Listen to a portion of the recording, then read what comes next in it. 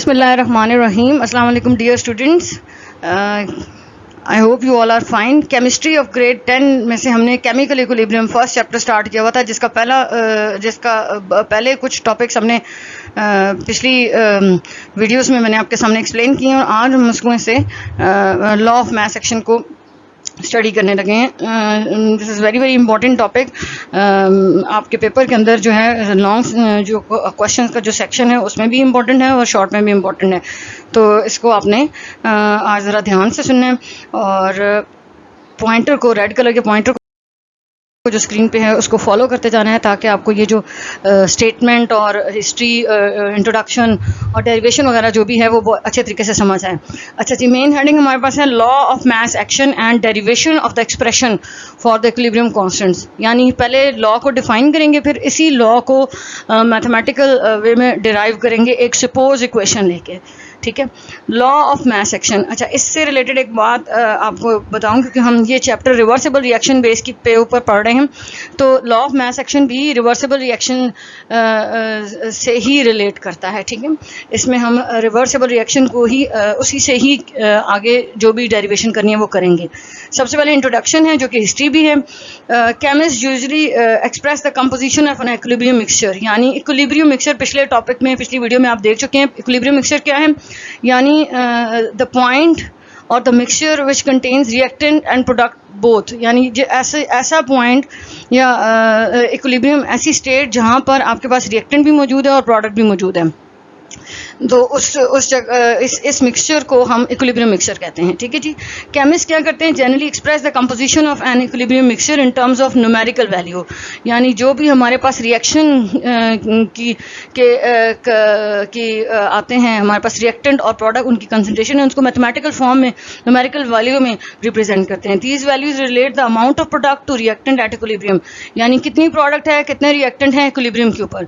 These values can be determined by using a relationship known as the law of mass action।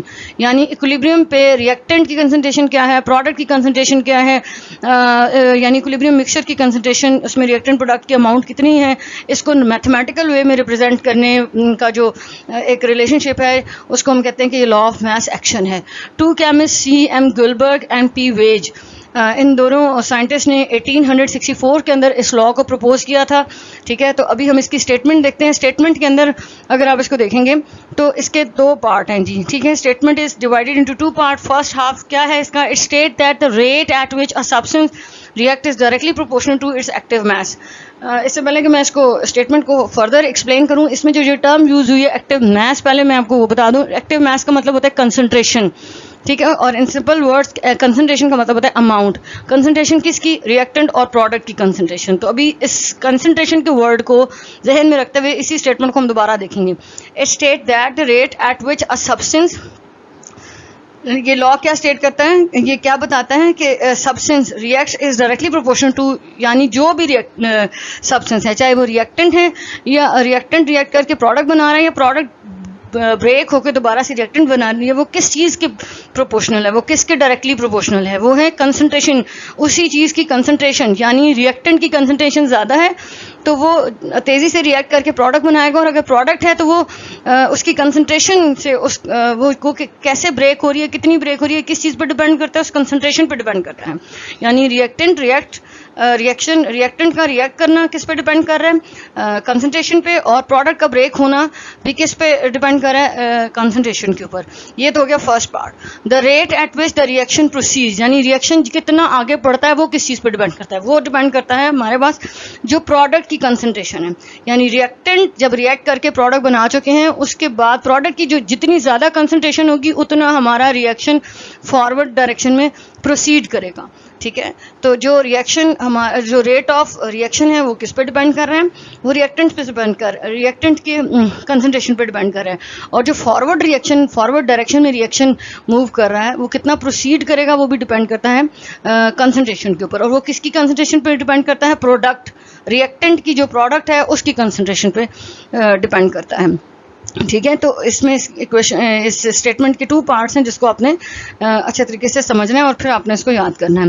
Active mass definition देखिए, the term active mass represent the concentration of reactant में मैंने पहले ही आपको बता दिया कि active mass का मतलब है कि ये रिएक्टेंट और प्रोडक्ट की कंसंट्रेशन है और इसका यूनिट क्या है, मोल पर डेसीमीटर क्यूब। और ये हमेशा डाइल्यूट सॉल्यूशंस के लिए हम इसको यूज़ करते हैं। The term active mass represent the concentration of reactant and product in mole पर decimetre cube for a dilute solution and is expressed in term of bracket. आगे हम डेरिवेशन के अंदर देखेंगे कि ब्रैकेट्स यूज़ हो रही हैं और ब्रैकेट्स का मतलब है एक्टिव मास, और एक्टिव मास को सिंपल वर्ड्स में हम कंसंट्रेशन कहते हैं। यानी ब्रैकेट्स किसको रिप्रेजेंट करेंगी, कंसंट्रेशन को रिप्रेजेंट करेंगी। नेक्स्ट हमारे पास डेरिवेशन आ रही है। अच्छा, derivation of the expression for the equilibrium constant, ये कैसे होगा, इसके लिए हम एक हाइपोथेटिकल सा रिएक्शन हमारे पास है जिसमें अल्फ़ाबेट्स हमने यूज़ किए हैं ए बी सी डी, और आपको इक्वेशन के अंदर कैपिटल अल्फ़ाबेट भी नज़र आ रहे हैं और स्मॉल भी नज़र आ रहे हैं। कैपिटल अल्फ़ाबेट जैसे ए और बी कैपिटल फॉर्म में ये शो कर रहा है रिएक्टेंट को, सी कैपिटल सी और कैपिटल डी शो कर रहा है प्रोडक्ट को, लेकिन वहीं पे रिएक्टेंट और प्रोडक्ट दोनों में स्टार्ट में स्मॉल लेटर्स भी यूज हुए जो कि नंबर ऑफ मोल्स को रिप्रेजेंट करते हैं। ठीक है, small A, small B, small C and small D, they are representing number of moles. ठीक है, और जो रियल हमारे पास इक्वेशन होती हैं उसमें यहाँ पर इन अल्फ़ाबेट्स की बजाय ये जो स्मॉल लेटर्स हैं इनकी बजाय नंबर्स होते हैं। ठीक है, तो आगे जो हमारे पास इक्वेशंस आएंगी उसमें मैं आपको बताऊंगी कि वो नंबर ऑफ मोल्स नंबर की फॉर्म में जब आएंगे तो मैं आपको वहाँ पे इसको चीज़ को दोबारा से रिवाइज करवा दूंगी। तो अभी शुरू करते हैं। Consider the hypothetical reaction in which a moles of reactant A and b moles of reactant B react to give c moles of product C and d moles of product D at equilibrium. यानी equilibrium के ऊपर A reactant A B product C D इनके कितने number of moles हैं।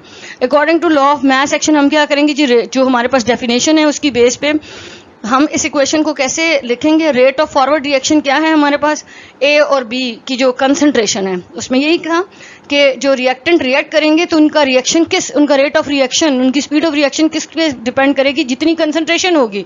तो यहाँ पर वो कंसंट्रेशन हमने ब्रैकेट से शो कर दी और नंबर ऑफ मोल्स को ब्रैकेट के सुपरस्क्रिप्ट में लिख दिया।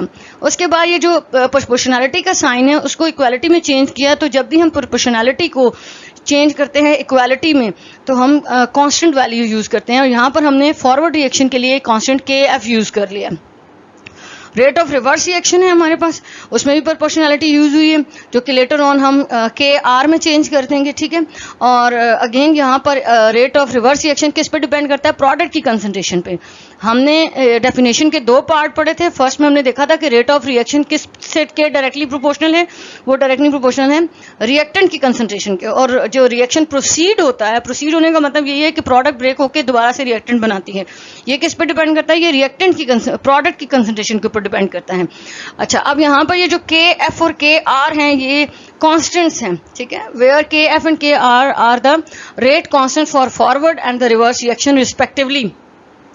तो हमारे पास इसका मतलब है इक्विलिब्रियम के ऊपर रेट ऑफ फॉरवर्ड रिएक्शन और रेट ऑफ रिवर्स रिएक्शन दोनों बराबर हो जाते हैं, तो इसलिए इनकी जगह पे हम इनकी वैल्यूज को लिख रहे हैं। ठीक है, रेट ऑफ फॉरवर्ड रिएक्शन क्या है, के एफ ए कैपिटल ए और कैपिटल बी। ठीक है, और इनकी कंसंट्रेशन और ऊपर इनके नंबर ऑफ मोल्स हैं। इसी तरह के आर है, सी और डी ये यहाँ पर देखें, यहाँ पर जो हमने ऊपर ये वैल्यूज कैलकुलेट की हैं वो यहाँ पर हमने मेंशन कर दी हैं। अब जब हम इक्वेशंस को इसको सारे को रीअरेंज करेंगे, कांस्टेंट को एक तरफ ले आएंगे और रिएक्टेंट और प्रोडक्ट को एक तरफ ले आएंगे, तो रीअरेंजमेंट के बाद के एफ ओवर के आर हो जाएगा, सी डी और ए डिवाइडेड बाई ए बी हो जाएगा। अच्छा, के एफ और के आर दो अलग अलग जो कांस्टेंट्स हैं फॉरवर्ड और बैकवर्ड रिएक्शन के, ये बेसिकली इक्विलिब्रियम स्टेट पे हैं। तो अब हमारे पास ये इक्विलिब्रियम कांस्टेंट बन जाएगा के सी। तो के सी हमारे पास इक्वल है सी डी यानी प्रोडक्ट डिवाइडेड बाय रिएक्टेंट। ठीक है जी, नेक्स्ट देखें क्या है इसमें। अब यहाँ पर है वेयर के सी इज इक्वल टू के एफ ओवर के आर, यानी के सी किसके बराबर हो गया, forward constant use for forward reaction and constant use for reverse reaction की जो रेशियो है उसके बराबर के सी हो गया, and is known as equilibrium constant. And the above equation is called as equilibrium constant expression, यानी जो हमने K c is equal to C D divided by A B किया है वो कौन सी इक्वेशन है, वो इक्विलिब्रियम कांस्टेंट एक्सप्रेशन है। ठीक है, और स्क्वायर ब्रैकेट्स इंडिकेट कर रही है कि वो कंसंट्रेशन रिएक्टेंट और प्रोडक्ट की कंसंट्रेशन है। यहाँ पर ब्रैकेट्स लगी हैं ए और बी और सी और डी के इर्द गिर्द, तो वो क्या किसको शो कर रही है, वो ए बी सी डी की कंसंट्रेशन को शो करी है और उनकी कंसंट्रेशन की यूनिट क्या है, मोल पर डेसीमीटर क्यूब।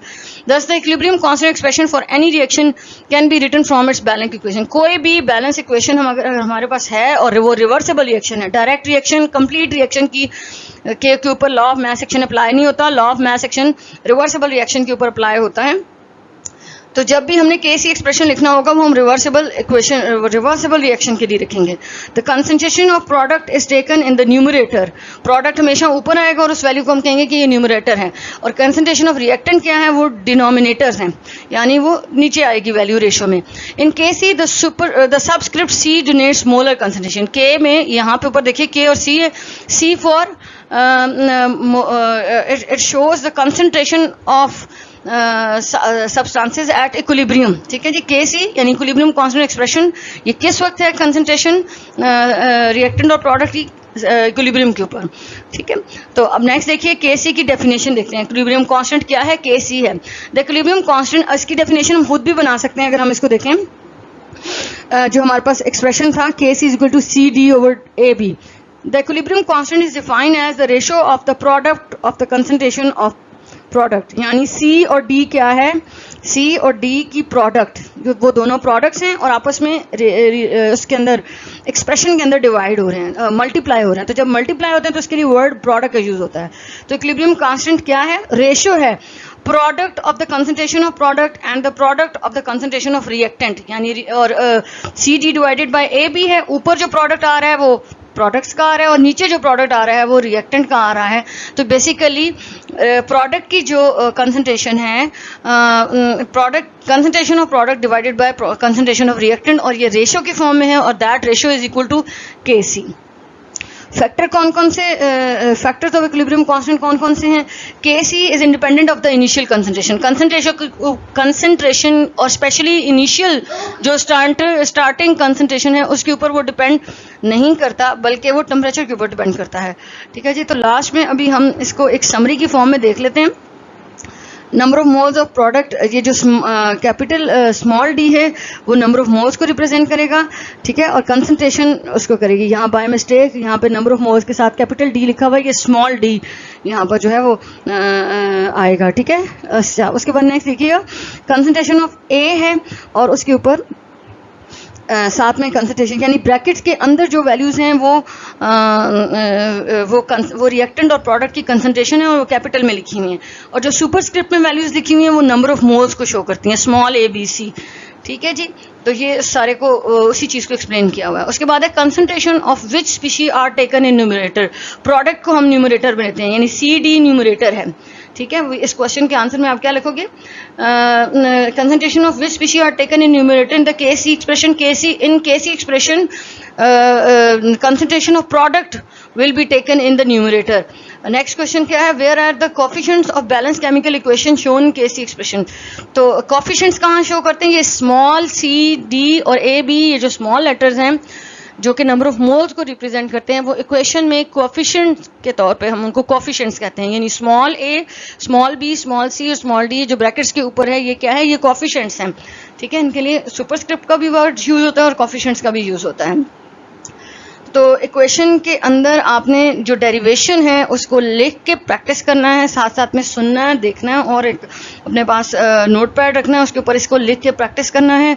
फ्लो डायग्राम को बना के इसको देखना है। कोई भी चीज़ सुन के या देख के आप नहीं कर सकते जब तक कि आप उसको खुद से लिखते नहीं हैं, प्रैक्टिस नहीं करते। ठीक है, और इन चीज़ों को पहले जब तक आप खुद एफर्ट नहीं करेंगे तो आपको कोई चीज़ समझ नहीं आ सकती।